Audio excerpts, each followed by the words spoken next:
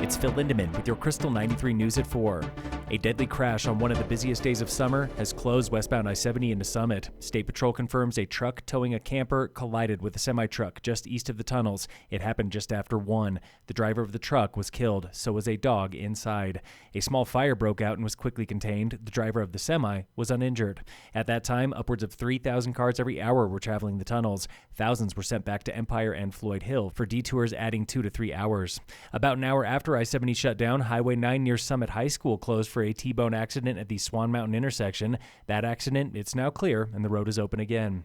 A pair of recent bat encounters sent a woman to urgent care. Summit Sheriff reports the woman was staying in a rental condo when she awoke to a bat fluttering around her face. The bat then bit her before disappearing. She is now going through treatment for possible rabies exposure, which can be deadly if not caught immediately.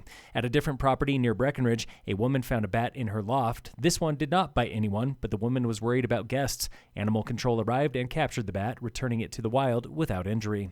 A Dillon woman was recently duped into paying $500 to a scamster who claimed he was with the cartel. The suspect told her the cartel had captured her relative and demanded payment. She says their story was convincing.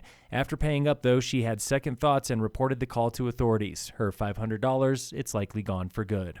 Burgers, brats, and hot dogs are barbecue staples tomorrow. 3 in 4 Americans will be cooking out this year, but even culinary pros keep it simple on the 4th. Amy Flannery of Briar Rose and John Petros shares what she will be grilling up tomorrow. I always love some sauteed onions and some pickles to go with all of that. And of course, corn on the cob. That is a staple and a must for a backyard barbecue. But the real star of the day?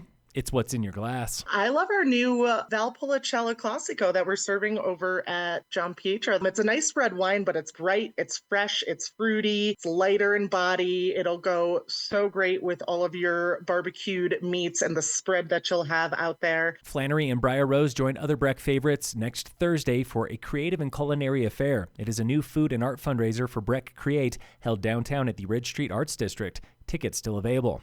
Local fire danger is very high today in Summit with a Stage 1 fire ban. That means no campfires in the backcountry and no fireworks anywhere in the county, including forest land. Toss your cigarette butts in the trash and make sure trailer chains are not dragging on the pavement. Chainsaws must have spark arresters, and your backyard fire pit needs a permit. Check with your rental owner to make sure they have one.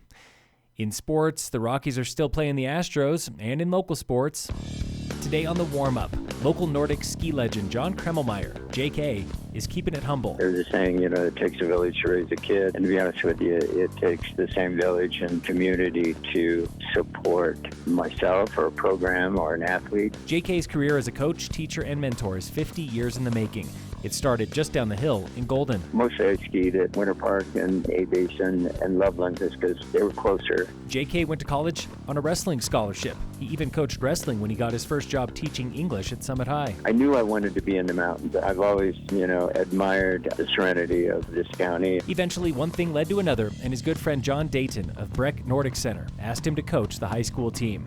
He didn't look back for decades. It's not one person that is carrying the load, but yet there's one person that always seems to get recognized. In 1994, JK won Paralympic bronze as a ski guide for visually impaired skier Michelle Drollett. A wonderful experience in the sense that you can coach and you can ski at the same time. It's like you're a cheerleader and an instructor and a guide all mixed in one. JK spent 12 years as head coach for the U.S. Paralympic team.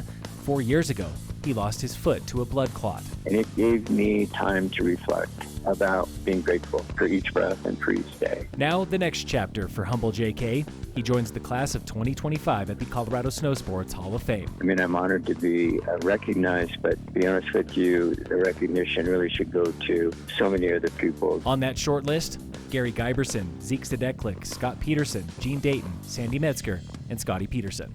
This is the Warm-Up with a Hall of Famer. Phil Lindemann, Krystal 93 News.